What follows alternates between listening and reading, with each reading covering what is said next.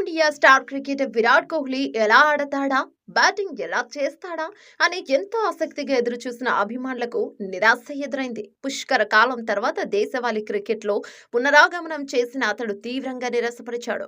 రైల్వేస్తో జరుగుతున్న మ్యాచ్లో ఢిల్లీ టీం తరపున బరిలోకి దిగిన విరాట్ కోహ్లీ 6 సింగిల్ డిజిట్కే అవుట్ అయ్యాడు. యష్ ధూల్ అవుట్ అయిన తర్వాత సెకండ్ డౌన్లో క్రీజులోకి వచ్చిన విరాట్ కేవలం 6 పరుగులు చేశాడు.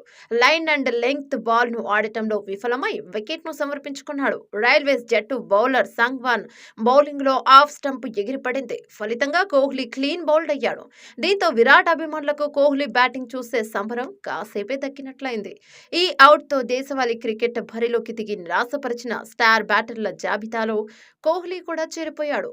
అంతకు ముందు మ్యాచ్ల్లో రోహిత్ శర్మ, రిషబ్ పంత్, యశస్వి జైస్వాల్ కూడా పరుగులు చేయలేక ఇబ్బంది పడ్డారు. తక్కువ స్కోరుకే వెనుతిరిగారు. ఇక ఇప్పుడు కనీసం కోహ్లీ బ్యాటింగ్ ను అయినా ఆస్వాదిద్దామనుకున్నారు ఫ్యాన్స్. కానీ ఇది కూడా జరగలేదు. ఇక దీంతో విరాట్ ను చూసేందుకు వచ్చిన ప్రేక్షకులతో హోరెత్తిన స్టేడియం ఒక్కసారిగా మూగబోయింది.